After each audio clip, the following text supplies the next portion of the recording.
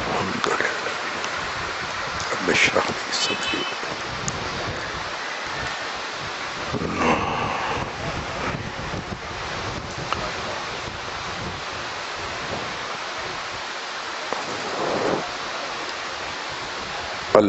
الحمد لله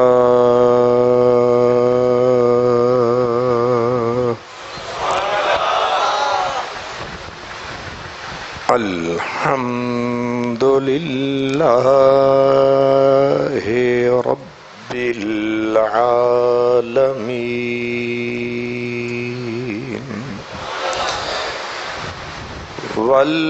والعاقبة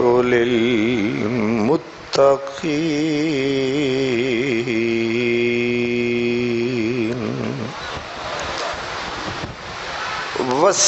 والصلاة والسلام على سيد المرسلين على سيد المرسلين وسيد العالمين وعلى آله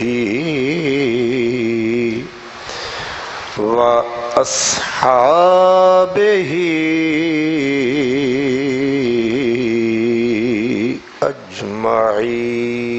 أجمعين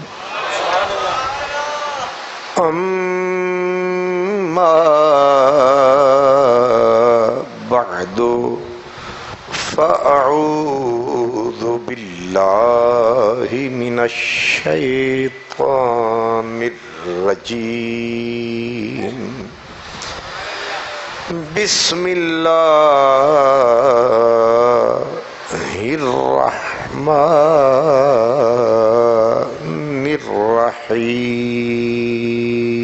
الرحيم يا أيها الذين آمنوا استعينوا بالصبر والصلاة إن الله مع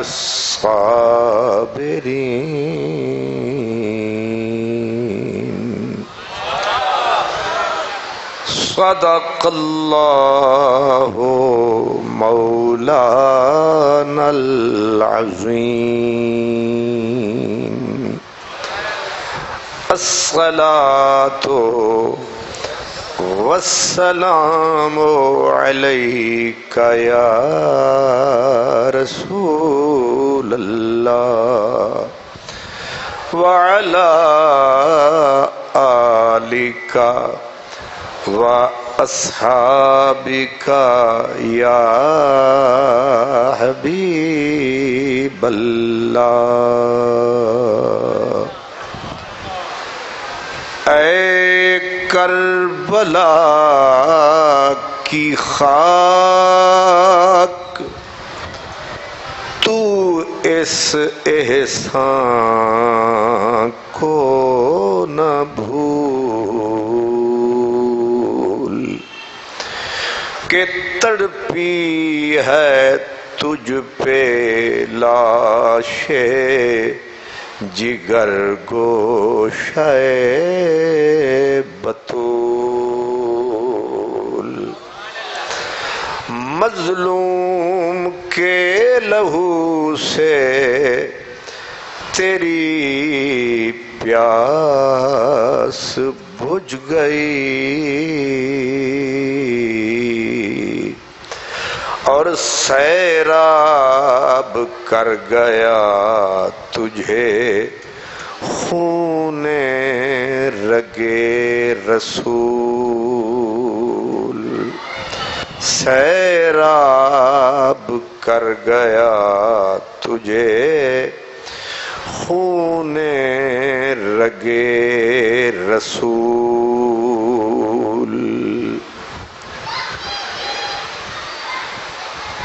سادات کرام، جملہ دور و نزدیک سے تشریف لائے ہوئے تمام مہمانان گرامی، بلند بخت اور بلند اقبال تمام برادران اسلام، پس پردہ تشریف فرما تمام مائیں بہنیں خواتین، آج 10 روزہ حسینی محافل کا آخری پروگرام ہے۔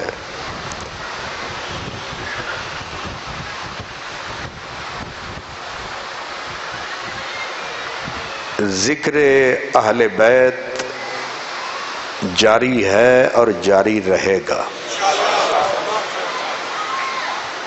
یہ ذکر آپ کی اور ہماری رگو ریشے میں خون کی طرح سرائیت کیے ہوئے ہے،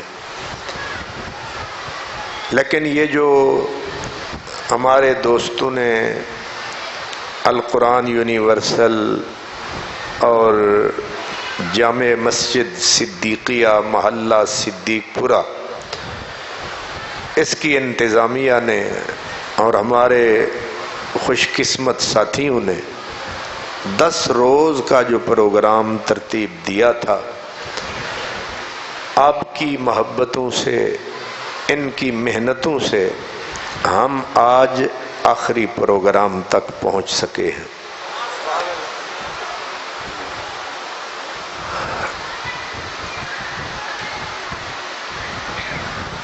بنیادی چند باتیں ذہن میں رکھیں، اگر وہ ہمارے ذہن میں رہیں گی تو بہت ساری فکری سوچ والی قباحتوں سے ہم بچ جائیں گے۔ آپ سنتے رہتے ہیں کہ جب حضور سیدنا امام علی مقام امام حسین چلنے لگے تھے، انہیں بہت سارے بزرگوں نے روکا تھا۔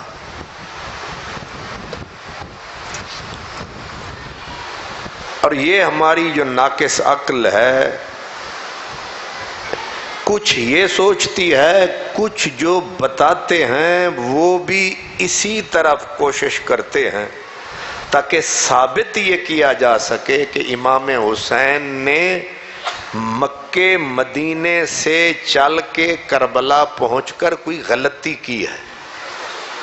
اصل میں وہ ہمارے شعور میں یہ بات ڈالنا چاہتے ہیں تاکہ ثابت ہو سکے کہ حضور امام حسین کا موقف غلط ہے۔ اس لیے بظاہر وہ میری ہی شکل کے لوگ ہوں گے، دستاریں باندھی ہوں گی، بڑے مشبہ شکل، لیکن ان کے اندر چور ہے۔ آپ نے اس چور سے ہوشیار رہنا ہے تاکہ ایمان پہ کوئی ڈاکہ نہ ڈال جائے، زندگی بھر کی پونجی کہیں مسجد میں ہی نہ لٹ جائے۔ تو ان چیزوں کو جو میں بنیادی باتیں عرض کروں گا وہ آپ اگر ذہن میں رکھیں گے تو انشاءاللہ یہ غبار آپ کے دل پہ نہیں بیٹھے گا، آپ کا ایمان، یقین اور دین محفوظ رہے گا۔ اور بنیادی طور پر میرے جیسے چوکیداروں کی ڈیوٹی یہی ہے کہ یہ ایمان، یقین، دین کا پہرا دیں۔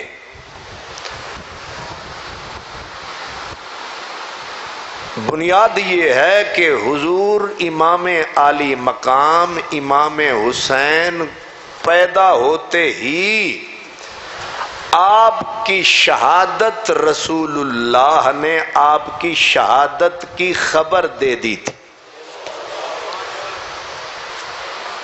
نبی پاک کا یہ بتا دینا کہ میرا یہ نواسا شہید ہوگا، باقاعدہ سن بھی بتا دیا گیا، جگہ بتا دی گئی، پھر حضرت ثابت بنانی، یہ تابعی رسول ہیں، حضرت انس کے شاگرد ہیں، 40 سال ایک صحابی کی خدمت کی ہے۔ وہ کہتے ہیں کہ شک ہی نہیں تھا، یعنی ایک تو ہوتا ہے تھوڑا سا ابہام، وہ بھی نہیں تھا، ہم سب کو یقین تھا کہ امام حسین کربلا میں شہید ہو جائیں گے۔ کیوں یقین تھا؟ کہ خبریں پکی تھیں، صریح احادیث جن پر عرب و عجم کے علماء جاہل نہیں، علماء متفق ہیں یہ حدیثیں بالکل ٹھیک ہیں۔ اب میں پہلے وہ باتیں آپ کو عرض کروں تاکہ آپ کے دل و دماغ میں یہ بات کامل یقین کی حد تک بیٹھ جائے کہ انہوں نے شہید ہونا ہی ہونا ہے۔ بالکل اسی طرح میرے نبی نے بولا تھا کہ وہ جبل ہیرا پر، جبل احد پر، ایک اور پہاڑ پر کئی مرتبہ فرمایا تھا کہ وہ پہاڑ اپنی جگہ پہ تھم، انما علیکا صدیق، انما علیکا صدیق و شہیدان، تیرے اوپر ایک نبی ہے، ایک صدیق ہے، 2 شہید کھڑے ہیں، تو پھر تجھے لرزا کیسا، یہ تڑپنا کیسا پہاڑ کو؟ اب اس وقت حضور تھے، حضرت ابو بکر تھے، حضرت عمر تھے، حضرت عثمان تھے، تو 2 شہید حضور بول رہے تھے، حالانکہ وہ چنگے بلے کھڑے تھے۔ پہاڑ کو کہا تیرے اوپر 2 شہید کھڑے ہیں، تو ان کے کان نہیں کھڑے ہوئے کہ سرکار سانو مرواؤ نے، وہ انہیں پتا تھا، اور بالکل سورج جیسے سر پہ ہوتا ہے ایسے ہی پتا تھا کہ شہادت تو ملنی ہی ملنی ہے۔ کیوں وہ بول گئے؟ مولا علی کو میرے نبی نے بولا تھا کہ دنیا میں پوری روئے زمین پر 2 بدبخت انسان ٹاپ پہ، مولا علی نے کہا وہ کون سے؟ فرمایا ایک وہ جو حضرت صالح علیہ السلام کی اونٹنی کی ٹانگیں کاٹے گا، ایک وہ بدبخت، ایک علی وہ بدبخت ہوگا جو تیری اس داڑھی کو خون سے رنگ دے گا۔ 2 اشقا، 2 بدبخت، یہ تو یقین۔ پھر جب مولا علی تنگ آتے تھے نا لوگوں سے، تو آپ بیٹھ کے اپنی داڑھی کو پکڑ کے کہتے تھے اس کو رنگنے والا کدھر مر گیا ہے، آتا کیوں نہیں؟ انہیں اپنے نبی کی زبان پہ کوئی شک نہ، عمر کو شک نہ، عثمان کو شک نہ، مولا علی کو شک۔ حضور کے ایک صحابی تھے، ان کا نام تھا ثابت بن قیس، کانوں سے ذرا بہرے تھے، آواز بڑی اونچی تھی، اور حضور کے وہ خطیب تھے۔ جیسے میں خطیب ہوں نا، مجھے آپ عارضی طور پر کہتے خطیب صاحب ڈنڈا ہی نہ چوک لیں، میں عارضی دوسرے نمبر کا میں خطیب ہوں اس مسجد کا، ٹھیک ہے، یہی کہتے ہیں نا آپ۔ میں تو ہوں ایک چھوٹی سی مسجد کا خطیب، یہ ثابت بن قیس جو کانوں سے ذرا بہرے تھے، میرے نبی فرماتے تھے یہ ہے خطیب النبی، خطیب النبی۔ ان سے ایک معاملہ ہو گیا، انہوں نے اپنے آپ کو قید میں ڈال لیا۔ جب حضور راضی ہو گئے، یہ بھاگتے بھاگتے مسجد میں آئے، مسجد میں رکے اور کہا یا رسول اللہ کیا میں منافق ہوں؟ تو حضور نے اٹھ کے استقبال کرتے ہوئے کہا کہ تو منافق نہیں، تو منافق نہیں، تو جیے گا حمید بن کے، مرے گا شہید بن کے، مرے گا شہید بن کے۔ اور جتنوں کو کہا ایک انچ آگے پیچھے کام نہیں ہوا، وہ شہید ہوئے اور ایسے شہید ہوئے کہ کمال ہو گیا۔ تو جیسے ان سب کو خبر دی تھی، اس سے بڑھ کر میرے حسین کی شہادت کی خبر دی تھی۔ ان کو تو کسی کو ایک بار کہہ دیا اور انہوں نے پکی گرہ باندھ لی کہ شہادت تو ہونی ہے، لیکن امام حسین کا معاملہ ان سب سے جدا ہے۔ اب سمجھے میری بات کو، ان کا معاملہ، امام حسین کا معاملہ، میں یہ نہیں کہہ رہا امام حسین ان سب سے بڑے ہیں، لیکن یہ میں ضرور کہہ رہا ہوں ان سب کی شہادت جدا ہے، پاک حسین کی شہادت جدا ہے۔ اب آپ، میں بولتا جاؤں آپ سنتے جائیں، یہ پھول ہیں آپ چنتے جائیں۔ سب سے وہ بی بی جس نے امام حسین کی پیدائش سے پہلے میرے نبی پاک کے ان شہزادوں کے بارے میں خواب دیکھا، وہ چچی تھی میرے رسول کی، ان کا لقب تھا بی بی ام فضل۔ بی بی ام فضل کہتی ہیں کہ میں آئی اور میں نے حضور کی گود میں پاک حسین کو لٹایا، اب پلٹ کے دیکھا تو نبی پاک کی آنکھوں سے رم جھم آنسو کی برسات جاری۔ میں حیران ہوئی کہ بیٹے، دوتے، پوتے پیارے جب نانے کی گود میں آتے ہیں، نانے خوشیاں مناتے ہیں، خوش ہوتے ہیں، لیکن میرے پیارے نبی کی آنکھوں سے اس طرح آنسو گریا زاری، آنسو جاری خیر ہے۔ میں نے ڈرتے ڈرتے پوچھا کہ کریم یہ رونے کا وقت نہیں، یہ تو خوشی کا وقت ہے کہ میرا شہزادہ نانے کی گود میں ہے۔ تو میرے نبی نے انہیں اپنی آنسو والی نظروں سے ایسے دیکھ کے فرمایا، ام فضل چچی تو یہاں تک رہی ہے، میں کہاں تک رہا، تیری نظر ادھر تک ہے، نہ جانے میری نظر کدھر تک ہے۔ میں رو اس لیے رہا ہوں کہ یہ جو ابھی چھوٹا سا پھول ہے، یہ جو میری گود میں سو رہا ہے، میری امت اسے شہید کر ڈالے گی، قتل کر ڈالے گی۔ اب تو ہی بتا کہ مقتول بھی میرے گھر کا، قاتل بھی میرے گھر کے۔ دوست تو اپنے ہی تھے ناصر، جو میرے گھر پہ میرے گھر کی اینٹیں برسا گئے۔ دوست تو اپنے، حضرت ادھر آ جائیں، دوست تو اپنے ہی تھے، پانی ادھر رکھیں۔ نعرہ تکبیر، نعرہ رسالت، نعرہ تحقیق، نعرہ حیدری، حسینیت، حسینیت، الاسلام، حضور خطیب العصر۔ اللہ اکبر۔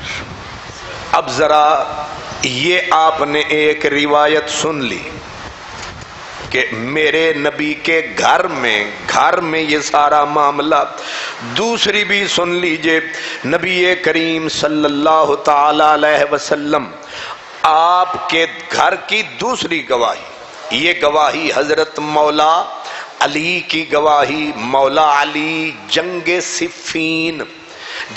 صفین میں آتے یا جاتے ہوئے آپ جب گزرے کرب و بلا کے میدان سے تو رکے، رک کے آپ نے وہیں صدا دی کہ صبرن ابا عبداللہ، حسین بیٹے صبر کرنا۔ حسین پہلو میں، حسین علیہ السلام پہلو میں کھڑے ہیں اور مولا علی کہہ رہے ہیں حسین بیٹے صبر کرنا، صبر کرنا۔ آپ کا خادم پہلو میں کھڑا تھا، مولا علی کا سرکار سمجھ نہیں آ رہی، حسین تو پہلو میں کھڑے ہیں۔ فرمایا کہ عبداللہ تو یہاں تک رہا ہے، علی کہاں تک رہا؟ میں کہیں اور دیکھ رہا ہوں۔ فرمایا یہ زمین نینوا ہے، یہ کربلا ہے، اور میں ایک دن اپنے پیارے حبیب، اپنی آنکھوں کی ٹھنڈک، اپنے مدنی، اپنے آقا کی خدمت میں آیا اور میں نے انہیں روتے پایا۔ میں نے پوچھا میرے کریم رونے کا سبب کیا ہے؟ تو میرے آقا نے کہا علی میرے بیٹے حسین کو میری امت قتل کر ڈالے گی۔ تو فرمایا پھر جگہ بتائی تھی، وہ جگہ کربلا ہوگی، اس لیے میں کربلا کی دھرتی پہ کھڑے ہو کے حسین کو کہہ رہا ہوں میرے بیٹے لڑکھڑانا نہیں ہے، ثابت قدم رہنا، پاؤں جما کے رکھنا۔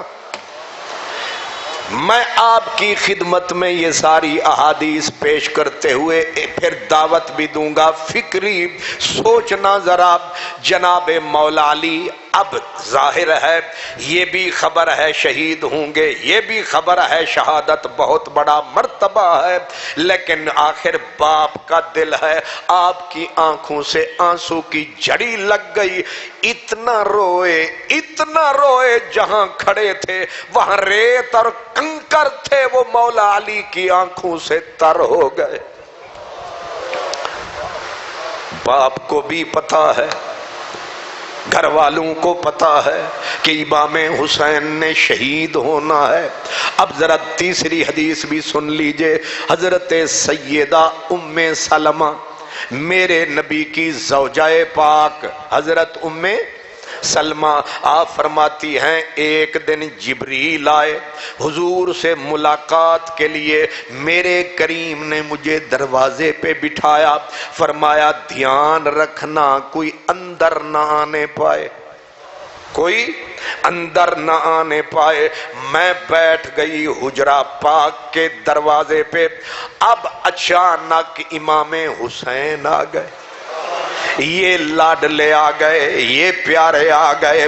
اب آرڈر سخت تھا کسی کو اندر نہ آنے دینا۔ میں نے اپنا بازو آگے کیا، حسین ضد نہ کر اندر مت جا، میں نے پکڑ لیا، اس نے رونا شروع کر دیا۔ مجھے یاد آئی کہ میرے کریم فرماتے ہیں کہ حسین کو رونے نہ دیا کرو، مجھے تکلیف ہوتی ہے، حسین کو رونے نہ دیا کرو، صرف رونے نہ دیا کرو، تکلیف ہوتی ہے۔ اب پکڑنے والا صرف بازو پکڑے اور نبی کو اذیت ہوتی ہے، جس حسین کے بازو کو پکڑو تو نبی کو تکلیف ہوتی ہے، اس کے اوپر خنجر چلاؤ تکلیف نہیں ہوتی۔ کیا کمینی سوچ لے کے پیدا ہوئے ظالم۔ اب میرے نبی کی زوجہ رفیقہ حیات حضرت ام سلمہ کہتی ہیں کہ جب حسین رویا میرے دل کو کچھ ہویا، میں نے بازو پیچھے ہٹایا، میں نے کہا تو جا، میں آپ پہ کہہ لوں گی۔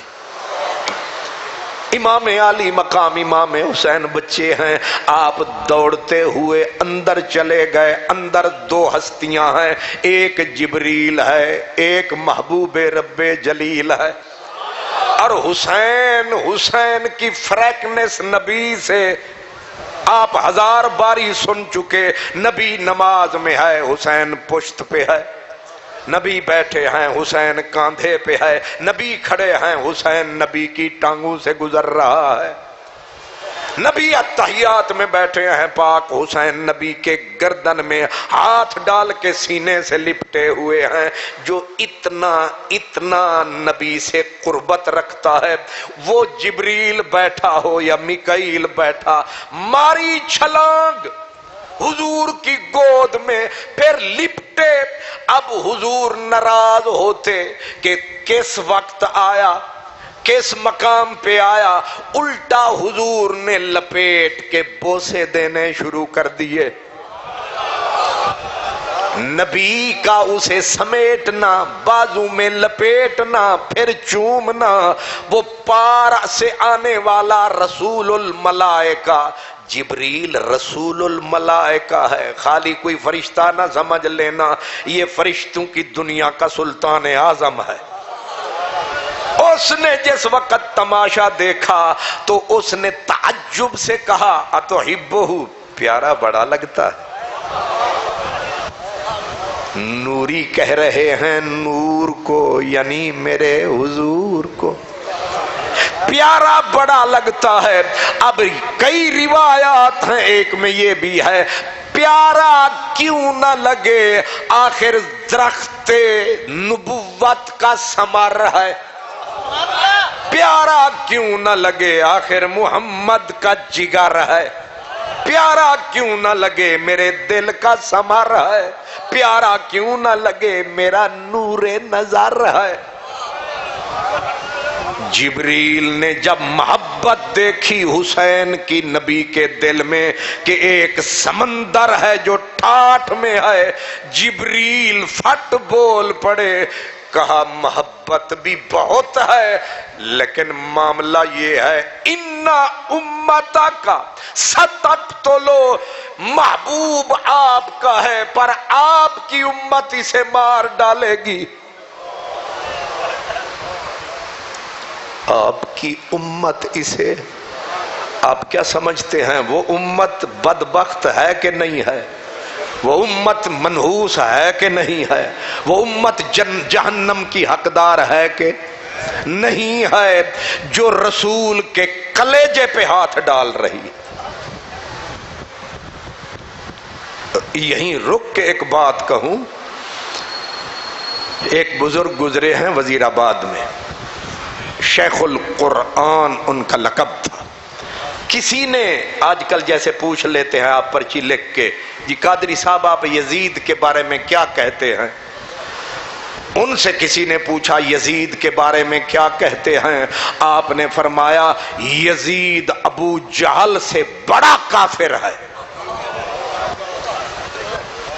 میں ان لوگوں کے عقیدے کو نہیں چھیڑ رہا جو اسے کچھ بھی سمجھیں، میں اپنا بتا رہا۔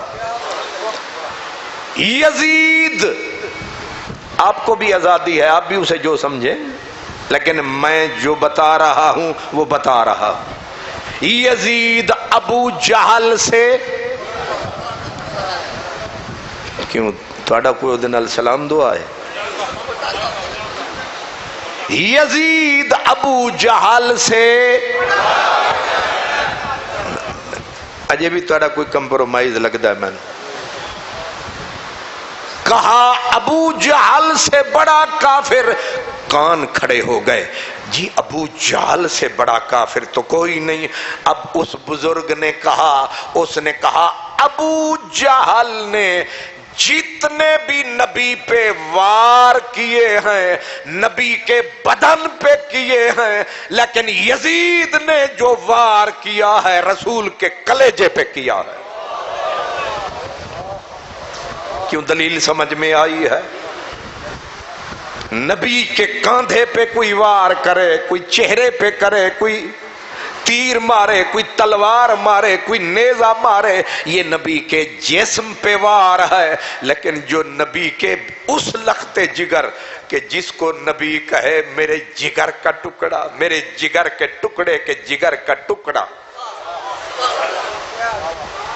میرے دل کا ثمر حسین، اس لیے اب حضرت جبریل نے میرے نبی کو کہا جس سے اتنی محبتیں، اتنے پیار کے سلسلے، یہ پینگیں محبت کی آپ ڈال کے بیٹھے ہو، اس کو تو آپ کی امت مار ڈالے گی، قتل کر ڈالے گی۔ اور میرے نبی محسوس نہ کرنا، اگر چاہو تو میں کربلا کی جہاں یہ قتل ہوگا مٹی بھی پیش کر سکتا ہوں، میں وہ خاک بھی پیش کر سکتا ہوں۔ اب جبریل کے لیے کیا کربلا، کیا آنا کیا جانا، ہاتھ طویل فرمایا، مٹی اٹھائی کربلا کی، رسول اللہ کو پیش فرمائی۔ آپ نے جب وہ مٹی لی پھر حسین کو سمیٹ لیا، ضمہ سمیٹا اور چومتے ہوئے روتے ہوئے چل پڑے۔ جبریل خبر گویا دینے آئے، وہ خبر دے گئے، لیکن دل کو تکلیف بہت ہوئی۔ وہ کہتے ہیں نا کبھی بن سنور کے جو آ گئے تو بہار حسن دکھا گئے، میرے دل کو آگ لگا گئے، ایک نیا شگوفہ کھلا گئے، حضور کے دل کو رلا گئے جبریل۔ اب حضور نکلے گھر سے باہر اور حضرت ام سلمہ کہتی ہیں میں ڈر گئی کہ شاید مجھ سے جو کوتاہی ہوئی حضور اس پہ رنجیدہ ہیں، دکھی ہیں۔ آپ سیدھے مسجد میں چلے گئے، آگے صدیق و عمر جلوگر صحابہ بیٹھے ہیں، حضور کو روتے دیکھا، آقا خیر ہے، پہلو میں حسین کو لپیٹے ہوئے ہو لیکن دکھی اتنے کہ آقا روتے ہو، اللہ کرے آپ کا دکھ ہمیں لگ جائے، آپ کی آنکھ میں آنسو نہ آئے، آپ کا رنج ہمارے نصیب میں آئے۔ میرے نبی نے وہیں روتے ہوئے کہا کہ ابھی جبریل آئے، خبر دے گئے کہ میرے اس پیار کو میری امت مجھ سے چھین لے گی، اسے مار ڈالے گی میری امت۔ اب سنو، صحابہ حیران ہوئے، حیرانگی ہے، ایسا نبی جس کی امت کے لیے نبی ترسے، ایسی کوئی نیچ امت ہو سکتی ہے اپنے نبی کے گھر کے اوپر حملہ کرے گی؟ حیران ہوئے صحابہ، کہا وَهُمْ مُؤْمِنُونَ بِكَ، آقا قاتل آپ کا کلمہ پڑھیں گے، ایمان بھی رکھیں گے آپ پر؟ فرمایا دکھ پر دکھ یہی ہے، کلمہ میرا پڑھیں گے، بچے بھی میرے ماریں گے،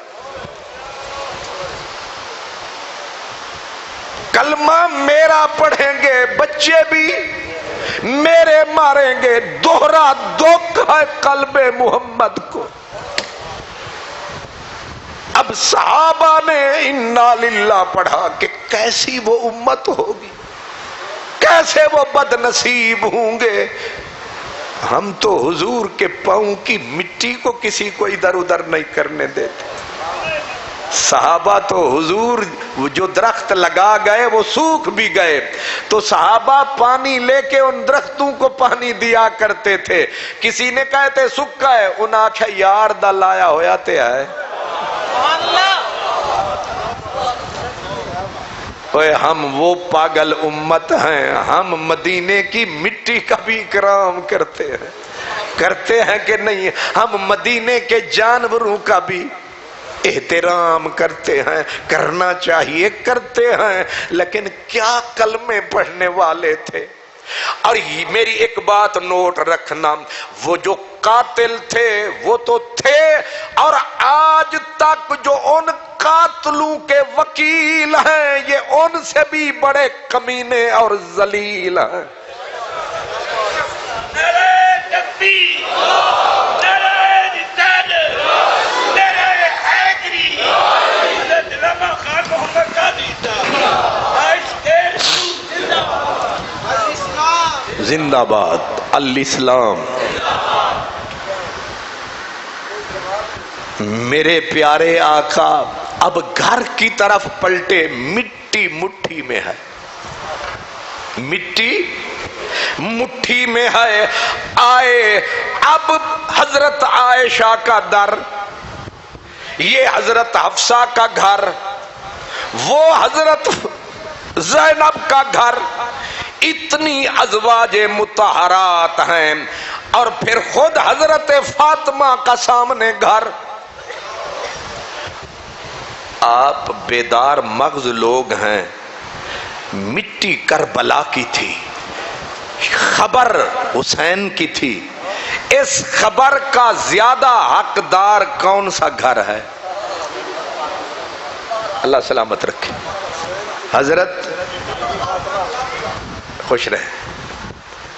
چلو اب میں یہ کہہ سکوں گا کہ میرے سننے والے سوتے نہیں، جاگ رہے ہوتے۔ سب نے صحیح کہا کہ اس مٹی لینے وصول کرنے کا حقدار جو وجود ہے وہ سب سے قریب سامنے موجود۔ دو گھر بہت قریب تھے، ایک بی بی عائشہ کا، ایک بی بی فاطمہ کا، ایسے یہ گھر، اور اس میں حق اس خاک پر حضرت بی بی پاک زہرا کا تھا، لیکن نہ حضور نے، اور پھر عمر میں ازواج پاک میں چھوٹی حضرت عائشہ ہے، اور ازواج میں سب سے زیادہ جن سے رسول اللہ کو محبت ہے وہ حضرت عائشہ ہے۔ محبت کے اعتبار سے اس خاک پہ ازواج میں حق حضرت عائشہ کا ہے، لیکن کیا کہنے نبوت کی نظر کہاں تک جاتی ہے۔ نہ حضرت عائشہ کو وہ مٹی دی، نہ حضرت حفصہ کو دی، اور تو اور حضرت بی بی فاطمہ کو بھی نہ دی۔ چلتے چلتے پھر حضرت ام سلمہ کے پاس گئے، فرمایا یہ مٹی امانت کے طور پہ رکھ۔ آقا خیر ہے، مٹی مٹی ہے۔ فرمایا ایک بات یاد رکھ، اذا تحولت هذه التربة دما فاعلمی ان ابنی هذا قد قتل۔ جس دن یہ مٹی جو تجھے دے رہا ہوں یہ خون میں بدل گئی، سمجھ لینا یہ جو میرے جگر سے لپٹا ہے یہ شہید ہو گیا۔